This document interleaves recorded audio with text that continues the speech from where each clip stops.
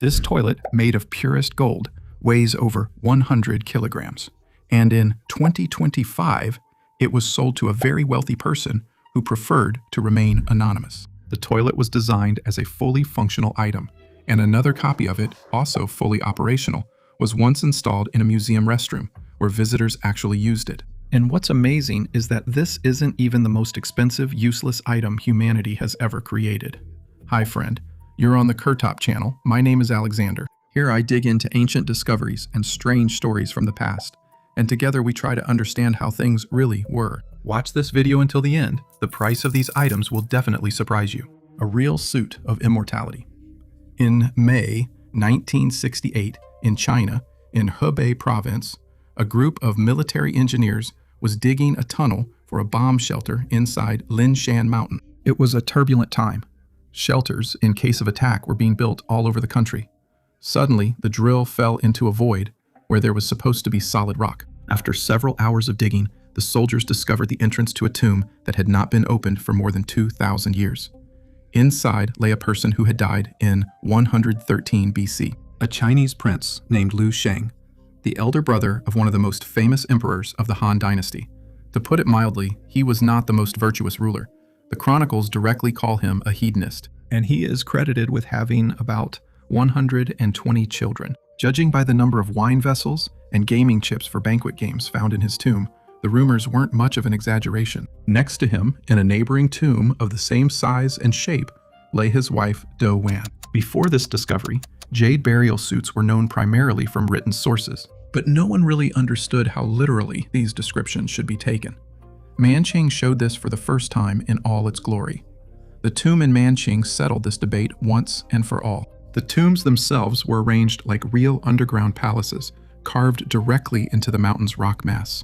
A long entrance corridor, several halls, storerooms with utensils and weapons, and a separate burial chamber with a stone sarcophagus inside. After the burial, the tunnels were sealed with bricks and filled with molten iron so that no one could get inside. And it was this centuries-old seal that saved both tombs from robbers for 2,000 years until they were found purely by accident. Liu Shen's body was completely covered with a suit made of 2,498 individual jade plates. A helmet, a torso covering, pants, gloves, shoes, everything was tailored to the specific proportions of that particular person. The plates were connected with gold wire with a total weight of just over a kilogram.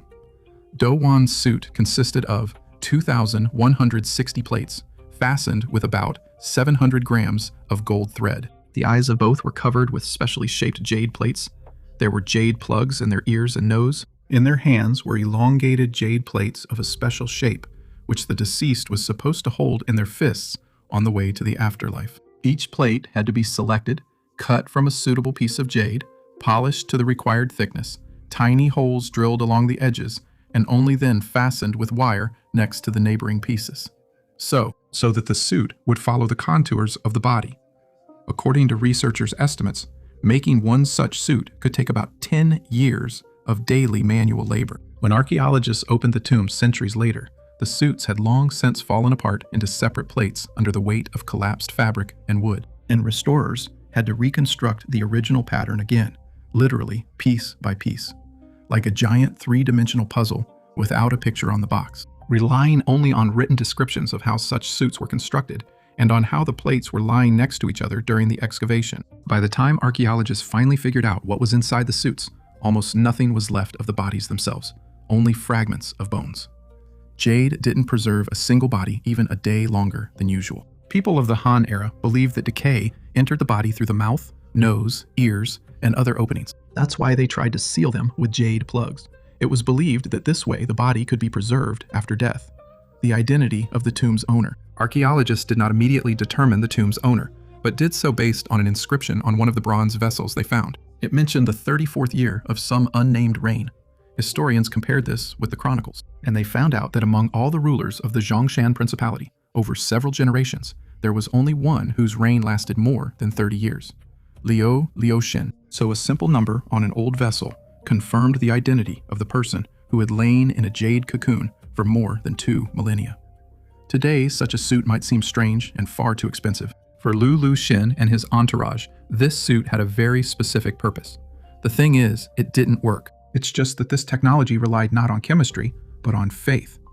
And that's where things get more complicated. For us, it's an expensive suit for the dead. For them, it's something that was really supposed to help after death. So how do we decide? Is it useless or not? And here the story takes another strange turn. About 4 centuries later, one of the Chinese rulers, Cao Pi, by a special decree in the 19-year 222, forbade people to be buried in jade suits. And the chronicle directly states the reason. By that time, the Han tombs had been almost completely looted, and the robbers simply burned the suits on the spot to quickly extract the gold thread and jade from them, leaving the bones scattered everywhere. As a result, jade suits were simply abandoned, and the reason turned out to be quite mundane. Such rich burials were looted too often for their gold and jade. So it turned out to be a bit ironic. The suit was supposed to protect the person after death, but in reality, it made their grave even more attractive to robbers. But Chinese aristocrats were far from the first to spend enormous wealth on the afterlife. More than 1,000 years before Lu Xun, another young ruler was already lying inside several layers of wood, stone, and a huge amount of gold. The coffin from the open tomb here is empty.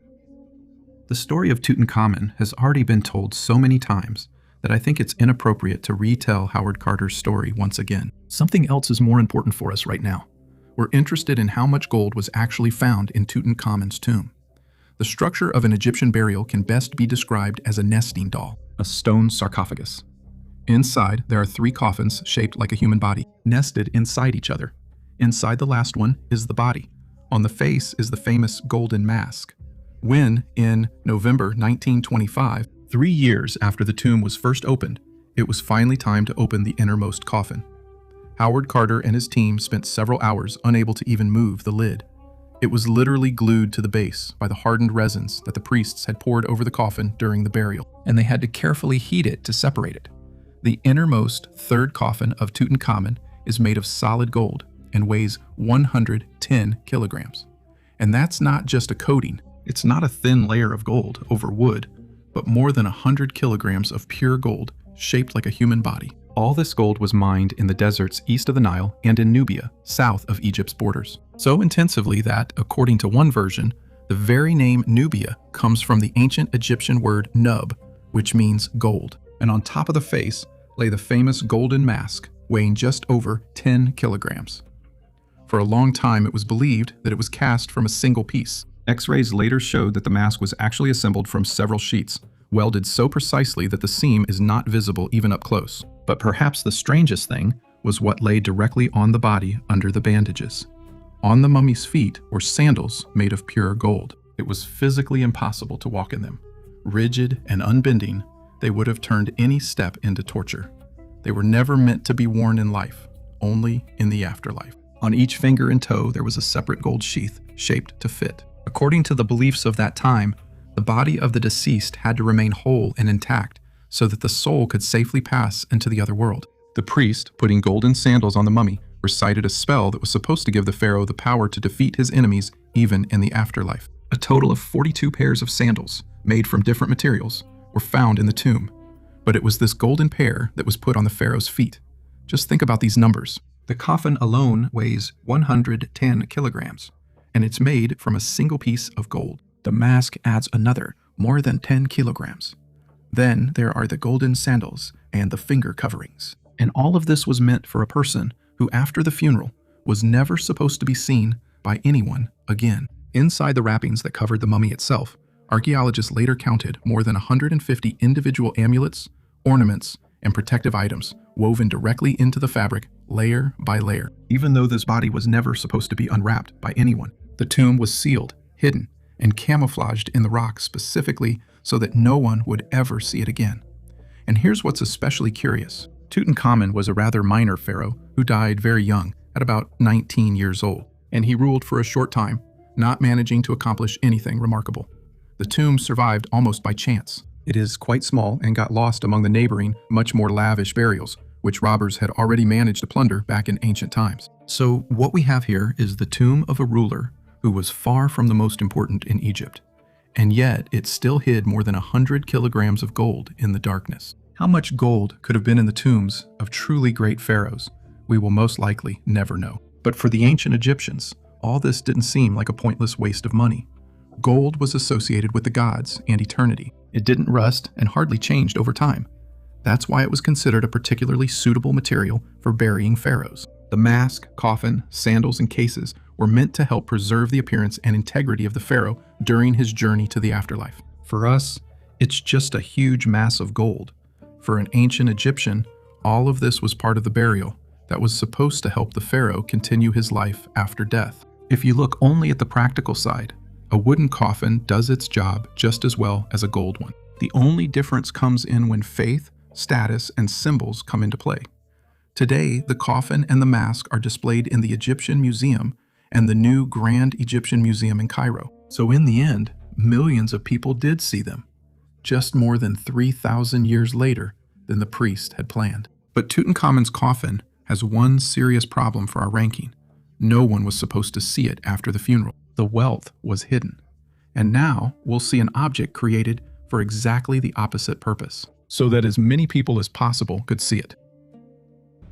Airplane, the most expensive seat in history. Mongolian Emperor Shah Jahan, the very ruler under whom the Taj Mahal was built. But right now, we're not interested in the mausoleum, but in the chair. More precisely, an object whose most basic physical function is to make one specific person sit above the rest from time to time. We're going to talk about the Peacock throne. It was commissioned in 1628 at the coronation of Shah Jahan, and craftsmen worked on it for about 7 years. That's almost as long as it later took to build the Taj Mahal. A whole team of court jewelers and goldsmiths worked on the project. Some sources mention the involvement of a European jeweler at the court of the great Mughals. But this detail remains controversial, and I'm not ready to present it as an established fact. According to a long-standing historical tradition, not an exact accounting, but a tradition that should be treated with caution, about 1,150 kilograms of gold and around 230 kilograms of precious stones were used for the throne. And it cost about twice as much as building the Taj Mahal for the same emperor. Why did Shah Jahan even need such an item? He wanted to emulate the legendary King Solomon, whose throne, according to legend, floated between heaven and earth. The task was not an engineering one, but a theatrical one, to turn the emperor's appearance before the people into a spectacle, after which it was physically impossible to doubt his greatness. The throne stood in the Diwan-i-Khas, the hall of private audiences, on a platform about 2 by 1.5 meters in size, raised almost 70 centimeters on 4 golden legs. Above the throne rose a silk canopy embroidered with pearls on golden columns. Silver steps led to the seat, and behind it stood 2 figures of peacocks with fan tails made of sapphires and emeralds. That's where the throne got its name. Between them rose a decorative tree with fruits made of rubies and diamonds. The throne was adorned with some of the most famous gemstones of its time, including the Koh-i-Noor and the so-called Timur ruby, as well as dozens of emeralds and rubies. One of the emeralds even had a laudatory poem engraved in honor of Shah Jahan. So the emperor was literally sitting on a decoration that glorified him. The appearance of the emperor on this throne was not a one-time spectacle, but a daily ritual. In the mornings, Shah Jahan would come out to the courtiers on the Darbar balcony, and the throne was used during official audiences and ceremonial events, every detail of which was designed to emphasize the unattainable distance between the emperor and everyone present in the hall. One of the most detailed descriptions of the throne itself was left by the French jeweler Jean-Baptiste Tavernier, who visited the court of Shah Jahan's son in 1665. It was his records that formed the basis for almost all subsequent reconstructions. Let's try to understand what impression all this made on a person of that time. Let's say a foreign ambassador is brought to Shah Jahan's palace for the first time. He walks through luxurious halls and courtyards, seeing gold, precious stones, and decorations everywhere. And at the end, the emperor appears before him, sitting on a throne that itself looks like an entire treasury. After that, there was no need to further explain how rich and powerful this man was. You don't have to be a specialist in diplomacy to understand that this isn't furniture for personal use, and it was a carefully staged display designed to provoke a specific reaction. In those days, there was no television, no newspapers, no press services. That's why such a throne itself served as an advertisement for power. Shah Jahan didn't even need to explain anything. One look was enough to understand how rich and powerful he was. Basically, he showed everyone that he could afford to turn the entire treasure of the empire into an ordinary piece of furniture. The throne was used for more than 100 years, but by the beginning of the 18th century, the Mughal Empire had already noticeably weakened, and the luxury of the court was less and less in line with the real state of affairs. The Peacock throne still looked like a symbol of immense power and wealth, although the empire itself was gradually losing that wealth and influence. And then something happened to this throne that completely changed its fate. In 1739, the Persian ruler Nader Shah invaded the Mughal Empire. He defeated Emperor Muhammad Shah's army near Karnal. He entered Delhi and carried out a massacre in the city. Then he took the Peacock throne from the palace, along with other treasures. According to some sources, the famous Koh-i-Noor diamond was taken with it as well. According to historians, the loot was enough for Nader Shah to free all of Persia from taxes for several years. It's a rare case in history when a single trophy literally changed the tax policy of an entire country. After Nadir Shah himself was killed in 1747, the throne's trail goes cold. It is believed that it was either dismantled or destroyed for its precious materials, although the fate of individual stones remains a matter of debate. And according to unconfirmed reports, some of them may have later ended up in the treasury of the Iranian Shahs. As a result, the Peacock throne simply ceased to exist as a single object. It was dismantled, and the gold and precious stones were distributed among new owners. There's another point here that can easily cause confusion. Later, Iranian rulers also began to call their thrones Peacock thrones. That's why today they are often mistaken for the throne of Shah Jahan. But the original has not survived to this day. What exactly happened to it after the death of Nadir Shah is not known for sure. It could have been dismantled, destroyed, or the gold and gems could have simply been divided among other treasures. A new leader emerges. Moreover, this leader, unlike Tutankhamun's coffin, at least has some political justification. The throne shaped the image of an entire empire.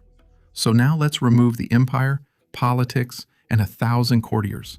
Let's leave only the table and the salt. This treasure can be found in every home. People need salt. For salt, you need a small container. Any normal person would have stopped there. But for Francis I, an ordinary salt cellar was not enough. In the 1540s, the Italian master Benvenuto Cellini created a golden salt cellar for the French court, which is known today as the Saliera. Cellini himself was quite an unusual person. He worked for Roman popes, spent some time in prison, and was involved in several incidents related to murders. At the same time, he later spoke quite calmly about some of them in his own autobiography. In general, the biography of the man who created one of the most expensive salt cellars in the world was just as interesting as his works. He was eventually invited to the French court personally by King Francis I, who was known for his passion for collecting not only works of art, but also the artists themselves. It is believed that it was at his invitation that Leonardo da Vinci himself spent the last years of his life in France. About 26 centimeters tall, cast in gold, decorated with enamel on an ebony base with ivory inlays. The salt cellar features two main figures. Neptune symbolizes the sea and salt, while the female figure next to him represents the earth and grain. Salt was kept in a small boat, and there was a separate compartment for pepper in the shape of an arch. There were even small rollers under the base, so the salt cellar could be moved around the table. And what's especially interesting is that this is the only piece of jewelry by Cellini that has definitely survived to this day. What follows is a real detective story. Early in the morning, on May 11, 2003, Vienna was hosting the annual Long Night of Music Festival. All over the city, museums and concert venues stayed open late into the night. The Kunsthistorisches Museum was undergoing renovations at that time, so there was scaffolding set up along one of its walls. Robert Mank worked with security systems, and shortly before the theft, he visited the museum himself as an ordinary visitor. At that time, he noticed that the Saliera Hall was rather poorly protected, and one night, while returning home after a party, he found himself near the museum again and decided to take advantage of it. Climbing up the scaffolding turned out to be easy. The first attempt to get inside through the window failed because of the blinds. Then he went back down to the car for a knife, returned, and managed to get inside after all. It took him about 46 seconds, according to some estimates, to reach the display case, break the glass, and take the salt cellar. The alarm went off at 3:55 in the morning. The security guards decided it was another false alarm, which had happened quite a few times during the renovation, and didn't check the hall themselves. But the theft was only noticed in the morning, around 8:30. Then there was almost 3 years of silence. For part of that time, according to Manx's own admission, the stolen salt shaker just lay at his house under the bed in a suitcase. Later, he eventually buried it in a metal box in the woods near Vienna. He even tried to get a ransom for the salt shaker, but they couldn't prove extortion in court. The identity of the thief was established in January 2006 through surveillance camera footage, and soon after, he either turned himself in to the police or led investigators directly to the hiding place. Sources differ on the details, but the salt shaker was found buried, carefully wrapped in cloth and plastic, almost undamaged. For the theft, Robert Mang was sentenced to 4 years in prison. The Saliera was returned to the museum, where it is now displayed in a much more secure showcase. Estimates of its insurance and market value in different sources range from about $50 to $65 million or euros. But there is an important caveat. It has never been sold at that price on the open market. We're talking specifically about the appraised value of a unique work, for which there are no analogs. After this whole story, public interest in Saliera only grew. Today, it is one of the museum's most recognizable exhibits, known not only to art experts, but also to people who have never been to Vienna and have simply heard this story about the theft. But what's even more interesting is this. Why is this salt cellar worth tens of millions at all? Is it because of the gold? Because of Cellini's work? The story of its theft? Or simply because there isn't another one like it? Because if you take away all the artistic and historical value from the Cellar, any plastic salt shaker bought for a couple of euros would serve its basic function. The funniest thing is that this whole multi-million-dollar detective story unfolded around an object that was basically just supposed to sit on a table and hold salt. Well, a very expensive egg. In 1885, the Russian Emperor Alexander III commissioned the jewelry firm Fabergé to make an Easter gift for his wife, Maria Fyodorovna, presumably to comfort her after leaving her native Denmark, where she was from. On the outside, the first egg, which was later called the hen, looked rather modest. It was covered with smooth white enamel, and at first glance hardly revealed that inside there was a whole structure made up of several parts. After opening, a golden yolk appeared, inside which there was a golden hen, and inside it was hidden a tiny replica of the imperial crown with a ruby pendant. The latter, however, was later lost. The empress was so touched by the gift that the order became an annual tradition which lasted until the Revolution. From 1885 to 1916, 50 such Easter eggs were created for the imperial family. The theme of each egg was kept secret, even from the emperor himself, until the moment it was presented. And usually an entire workshop worked on a single piece under the supervision of one master craftsman, first Mikhail Perkin, and later his successor, Henrik Wigstrom. And it took the team of jewelers, enamelers, and watchmakers almost a year to complete each one. According to contemporaries, as Easter approached, Fabergé's workshops worked almost around the clock, because the date of presentation was strictly tied to the church calendar, and it was impossible to move it under any circumstances. In one of the most famous examples, the coronation egg of 1897, inside is a precise miniature copy of the golden carriage in which Nicholas II rode to his own coronation, with real moving wheels and doors the size of a fingernail. Let's take the winter egg, created in 1913 by the firm's artist Anna Pill for the 300th anniversary of the Romanov dynasty, carved from rock crystal and decorated with platinum snowflakes with rose-cut diamonds. Inside, it hides a platinum basket with flowers made of quartz on golden stems. A year later, the same Alma Pills created the companion mosaic egg. Today, it is kept in the royal collection of the United Kingdom, while the winter one remains in private hands and has changed owners several times at auctions since then. For this egg, Fabergé charged 24,600 rubles. For comparison, an ordinary factory worker at that time earned 22 rubles a month. That means the cost of such a gift was equal to 93 years of his salary. This item itself then becomes a vivid example for our video today. In 1994, when it was first put up for auction, it sold for about $5.6 million. In 2002, it changed owners again, this time for $9.6 million. And in December 2025, more than 20 years later.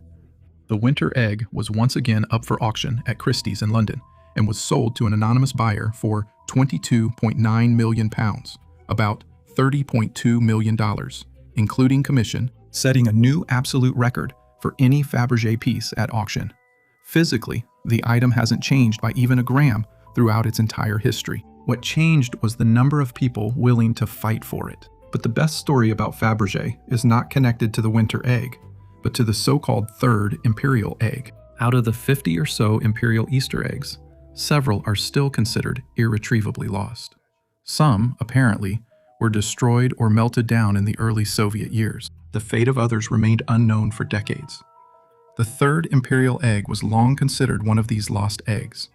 The egg was made in 1887, and after the revolution, its trail was lost. The last confirmed sighting was at the Imperial Treasures exhibition in 1902. Many years later, an American scrap metal dealer accidentally bought this golden egg at a flea market for about $14,000. He expected to make money from the value of the gold itself, and if necessary, just send the find to be melted down. For several years, the egg sat in his kitchen at home, literally next to ordinary groceries, while the owner tried to figure out who he could even sell it to. Inside the egg, by the way, was a miniature lady's watch hidden, made by the Swiss brand Vacheron Constantin. It was this inscription that saved the item from being melted down. One day, the owner typed the words egg and Vacheron Constantin into a search engine and came across an article by the British Fabergé expert Kieran McCarthy about the missing imperial eggs. He got himself together, flew to London, and walked into the Wartski jewelry house without warning with a photo on his phone. According to McCarthy, it was as if the Holy Grail had walked through the door. The item turned out to be the genuine third imperial egg. The exact amount of the deal is not disclosed, but experts estimate it at around $33 million. And this is where things get really interesting. Before and after the examination, it was the same egg, the same gold, the same stones, the same mechanism. But once its origin was confirmed, the price increased several times over, because now it was clear who created it and who it belonged to. It turns out that somewhere between the flea market and the office of the London expert, an extra $30 million or more appeared. And physically, that money wasn't in the gold or in the clockwork mechanism. That money came from information.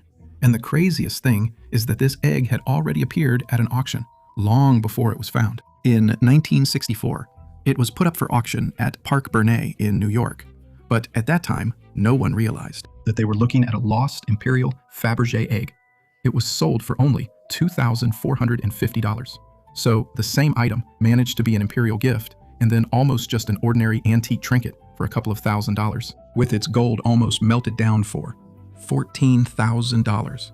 And only after proper identification did it turn into a treasure worth tens of millions. It seems there's no better example of how value sometimes doesn't exist in the object itself, but in the information about it. But even with Fabergé, the price could at least be explained by the gold, the gemstones, and months of handwork. Now let's look at an item that cost even more. Although in essence it was just a small porcelain cup. You've never drunk from a cup like this before. China, Ming Dynasty. The reign of Emperor Qin Chenghua, the second half of the 15th century. A small porcelain wine cup, known as the chicken cup, because it depicts a rooster, a hen, and chicks among flowers. Porcelain from the Chenghua era is considered the pinnacle of Chinese ceramic art. The cups were made using the Dukai technique. The outline was applied with blue pigment under the glaze. They were fired, then colored enamels were added over the glaze and fired again. This created a light, almost translucent decoration. The walls of these cups were very thin, and the cup itself was just a little over 8 centimeters in diameter. Because of this thinness, this porcelain is sometimes compared to eggshell. According to Sotheby's, only about 17 such cups have survived to this day. Some are in museums, and only a few are in private hands. This cup became an iconic object long before the 21st century. Back in the 18th century, the Chinese emperor Qianlong, a passionate collector, dedicated his own poems to the chicken cups and commissioned exact copies for his collection. So even then, 300 years after the original was made, owning such a cup was a symbol of the highest taste. This particular piece comes from the famous Meitan collection. one of the largest private collections of Chinese porcelain in the world. It was collected over decades by a Swiss family of industrialists. Before it passed to the next owner, the cup had already set a record at Sotheby's auctions twice, in 1980 and in 1999. And each time the new price was higher than the previous one. In 2014, the cup was put up for auction at Sotheby's again, this time in Hong Kong. The final price, including commission, was just over $36 million, or 281 million Hong Kong dollars, an absolute record for Chinese porcelain at that time. The buyer was the Chinese collector Liu Yiqian. He was formerly a taxi driver who became a billionaire, and together with his wife, founded a museum in Shanghai. He paid for the purchase right there with his American Express card. The payment had to be split into 24 separate transactions. However, according to journalists' calculations, he earned about 28 million bonus miles for this purchase. And then, in front of the invited journalist, he poured tea into the cup and calmly drank from it. He explained that he wanted to personally feel what it was like to hold an item that Chinese emperors might have drunk from 500 years ago. The act caused a real scandal in China. Some called it barbarism towards cultural heritage. Others saw it as a showy display of new wealth. And on Chinese social media, people started asking whether the collector thought the cup would make him immortal. It seems that for Liu Yiqian, such purchases were quite a common thing. A few months later, he bought a Tibetan silk tapestry at another auction for $45 million and set another record. And that raises an amusing question. If a cup worth $36 million was actually used as an ordinary cup, does that make it even a little bit more useful? The porcelain itself costs next to nothing, and this thing weighs only a few dozen grams. It turns out that its enormous price has nothing to do with the material, but with the history behind it, which goes back more than 500 years. It's important to understand what exactly people are paying so much money for. Not for the porcelain as a material. It's relatively cheap, and you can find similar clay in any ceramics store. They're paying for rarity, for imperial origin, for the documented history of ownership, and for the demand among a small circle of collectors for whom owning such an item is a special kind of status. At some point, we stop buying the object itself. We buy the history that is attached to it. Against the backdrop of the golden salt cellar, this cup looks modest, but there's one catch. Now, let's move to the 21st century. At least the salt cellar was a complex piece of jewelry with several details and different functions. But here we have a small porcelain cup for which they paid $36 million. That's exactly why its price seems even stranger. Art and death. At the beginning of the video, we already saw how thousands of years ago, people were buried in jade, gold, and jewels, hoping to preserve the body even after death. Since then, humanity has managed to invent computers, satellites, and modern medicine. But the passion for decorating death with expensive materials hasn't gone anywhere. Only now, instead of a burial suit, there is a human skull covered with thousands of diamonds. In 2007, the British artist Damien Hirst presented a work called For the Love of God, a platinum cast of a real human skull from around the 18th century, reportedly purchased from one of London's taxidermy shops. The original teeth of the skull were preserved and inserted back into the finished work. The skull is covered with 8,601 diamonds, with a total weight of over 1,100 carats. London jewelers set them by hand over the course of many months. A large pear-shaped pink diamond weighing over 50 carats is set separately in the forehead. According to Hirst, the name of the work came from a phrase his mother often said to him as a child whenever he did something strange again. Something like, "Oh Lord, what have you come up with this time?" It took about a year and a half to create the skull, and the production itself, according to various estimates, cost between 8 and 15 million pounds. In the summer of 2007, the skull was exhibited at the White Cube Gallery in London with a price tag of about 50 million pounds. At that time, it was called a record amount for a living artist. Some considered the skull a powerful statement about money and death. Others saw it as another provocation. But later, an important detail emerged. It turned out that the story about the $50 million sale was not as straightforward as it was initially presented. In 2022, in an interview with the New York Times, Hirst essentially admitted that the sale announced in 2007 to a consortium of anonymous investors actually did not happen in the way it was presented to the public. The artwork spent a significant amount of time in storage at Hatton Garden in London, and the artist himself retained a share in it. After its premiere in London, the skull began to be exhibited in other countries as well. In 2008, it was exhibited at the Rijksmuseum in Amsterdam, and in 2010 and 2011 at the Palazzo Vecchio in Florence. In 2012, the artwork appeared at Tate Modern during the first major British retrospective of Hirst, which was held in the year of the Olympics in London. The skull itself was placed separately in a darkened room in the museum's huge turbine hall and was guarded especially carefully. The exhibition ultimately attracted more than 460,000 visitors, and at that time became the most visited solo exhibition in the history of Tate Modern. Hirst has been working with the theme of death for many years. The most famous example, besides this skull, is the shark, which he placed in formalin back in 1991 and called the physical impossibility of death in the mind of someone living. The human skull itself has also been used in art for a long time as a symbol reminding us of death. There is even a special expression for this, memento mori, which translates as remember death. Such images were often seen, for example, in 17th century European painting. Hirst took this old symbol and covered it with thousands of diamonds. As a result, the result was a pretty clear contrast. In front of us is a human skull that reminds us that death is inevitable, but at the same time, it is worth a fortune and literally shines with luxury. 2,000 years ago, people covered their bodies with jade because they sincerely hoped to defeat death. Now people cover skulls with diamonds to make the living talk about death out loud. Progress has definitely happened. I'm just not entirely sure in which direction yet. And here it gets more complicated again. By itself, this skull doesn't do anything useful at all. However, the Guinness Book of Records has officially recognized it as the object with the largest number of diamonds. But if the purpose of art is to spark debates and make people discuss the same work for years, then here Hirst has clearly succeeded, especially since the debates are not only about the skull itself, but even about whether it was ever actually sold for the claimed £50 million. And if a Fabergé egg at least required months of work by jewelers, then soon we'll see things where explaining the huge price will become even harder. This was actually used. Before this, every expensive item at least had some kind of explanation: religion, power, status, art.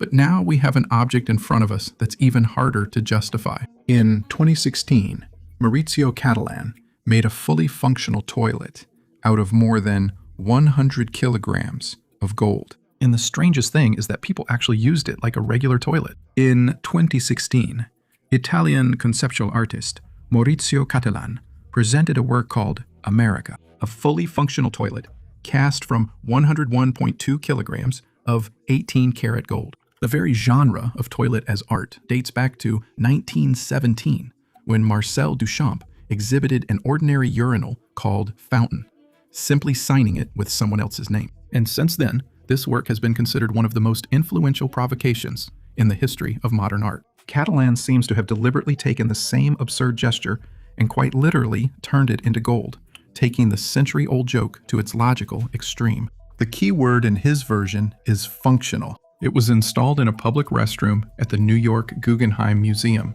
replacing one of the regular toilets, and any visitor to the museum could actually use it. The museum itself called this work a very expensive luxury, which seemed to be intended only for the wealthiest.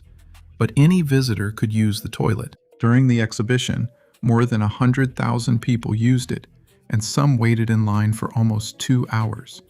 It creates quite a strange picture. People came to one of the most famous museums in the world and waited for hours just to use a toilet made of gold. Later, the museum even offered to give it to the White House, but the White House turned it down. In September 2019, another version of America was displayed at Blenheim Palace in Oxfordshire, the ancestral estate where Winston Churchill was born. The toilet was connected to a real sewage system, and visitors could sign up for a 3-minute session. But it stayed there for only a couple of days. Early in the morning, on September 14th, a gang of criminals in 2 stolen cars rammed the gates of the estate. Using sledgehammers and crowbars, they smashed the windows, and in just a few minutes, ripped the toilet right out of the plumbing. The operation took less than 5 minutes. Because of the broken pipes, the palace was flooded with water. The organizer of the theft turned out to be the previously convicted Dima James Shin. His assistant, Michael John, visited the palace twice before the exhibition opened to inspect everything and prepare. The funniest thing is that shortly before the theft, he apparently even managed to use the golden toilet himself. Later in court, he was asked what it was like, and he answered with one word: magnificent. The toilet itself was never found. The investigation believes that it was melted down rather quickly, and the gold began to be sold through intermediaries at about 26,500 pounds per kilogram. In 2025, the participants in the theft were sentenced. Shin received 4 years in prison. Jones got 27 months. And another person who helped with selling the gold received a suspended sentence. And another surviving copy of America was put up for auction at Sotheby's in New York on November 18, 2025. This was not the toilet that visitors used at the Guggenheim, and it wasn't the stolen one from Blenheim Palace. The starting price was literally tied to the value of the gold it contained, about $10 million. After a single bid, the toilet was sold for exactly $10 million. And taking into account the auction house's commission, the final amount came to $12.1 million. The buyer was Ripley's Believe It or Not, a company that runs museums of unusual and strange things all over the world. They announced the purchase themselves on their social media, and the toilet was sold by billionaire Steve Cohen, co-owner of the New York Mets baseball club. He had owned this piece since 2017. And here's the trick. A $2 million toilet might sound like the perfect winner of our uselessness ranking today at first glance. But no, it actually works. And it works exactly the same as a regular toilet that costs a couple $100s from the nearest hardware store. With the golden toilet, our ranking really starts to fall apart. It's hard to call it useless because it actually does everything a regular toilet is supposed to do. The absurdity here is more about the price. For $12 million, a person gets exactly the same result as for a few hundred. You'd think it couldn't get any more ridiculous than that. But 3 years later, Catalan even got rid of the gold. For his next work, all he needed was a banana and a piece of tape. Is this really our leader? In 2019, at the Art Basel Fair in Miami, Maurizio Catalan presented a work called Comedian. It was an ordinary banana taped to the wall with silver duct tape. There were 3 copies made and 2 artist proofs, and they were sold almost immediately. The work immediately sparked controversy. Some saw it as a mockery of the modern art market. Others thought it was actually a perfect example of how the market really works. The interest was so great that by the 3rd day, the organizers had to remove the banana.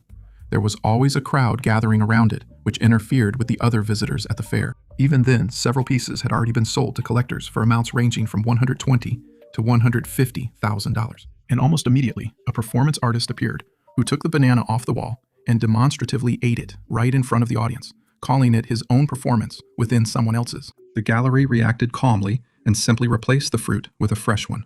That's exactly how it was intended from the very beginning.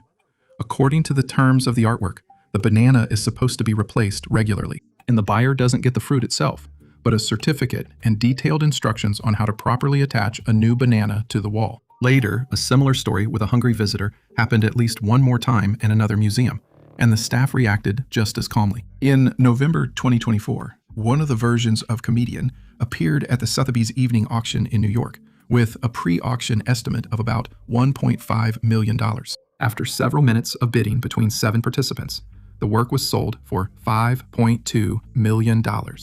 And taking into account the auction house's commission, the final amount was $6.24 million. The buyer was crypto entrepreneur Justin Sun. And here it's important to understand exactly what he paid for. The banana itself wasn't anything special, and over time it could easily be replaced with a new one. The main part of the purchase was the certificate of authenticity and the right to reproduce the work according to the artist's instructions. Essentially, the set includes a sheet of paper with instructions on exactly how to attach a fresh banana to the wall at the right angle and with the correct overlap of tape. In fact, the person bought the idea and the right to materialize it, not a piece of fruit. After the purchase, the world's largest publications wrote about Justin Sun, and he was clearly not against such attention. He also used the banana story to promote his own crypto project. A few days after the purchase, San held a press conference in one of the most expensive hotels in Hong Kong. And in front of the journalist, he ate the banana, explaining that he wanted to make himself part of the artwork's artistic and cultural history. According to him, the banana turned out to be much tastier than an ordinary one. And now, Our way of calculating the value of the most expensive and useless thing in history finally stops working. The banana itself costs a few euros, and in a few days it will spoil. But millions were paid for the right to own Catalan's work. It turns out that the price here is almost unrelated to the object itself. It relies on the artist's name, the certificate, and the whole story that emerges around this banana. And the strangest thing is, you can't really call all of this nonsense either. For many years, the artwork has been doing exactly what it was created for. It makes people argue, laugh, get angry, and discuss why a banana on the wall could possibly cost so much money. The more absurd it all seems, the more people talk about it. So, in a way, the banana is doing its job perfectly. And if I had to choose one item, I would probably go with the Peacock throne. Not because you can more or less accurately estimate its value in today's money. That's actually almost impossible. It's just that in terms of the amount of gold, gemstones, craftsmanship, and its basic practical function, it seems like the strongest candidate. What do you think? An ordinary person can spend years saving up for an apartment, a car, or their own business. Some people spend their whole lives paying off a mortgage. For some, even 100,000 euros seems like a huge amount of money that takes many years to earn. And somewhere at the same time, another person pays $36 million for a small cup, $12 million for a toilet, or more than $6 million for the right to tape a banana to a wall. Probably that's why I couldn't find a single, absolutely useless item. But I realized something else. Money doesn't have the same value for everyone. It all depends on how much you have and what you're willing to spend it on. Thank you for watching this video until the end. You can leave your opinion in the comments below the video. Subscribe to the channel and click the bell. That way, you'll know when a new video comes out.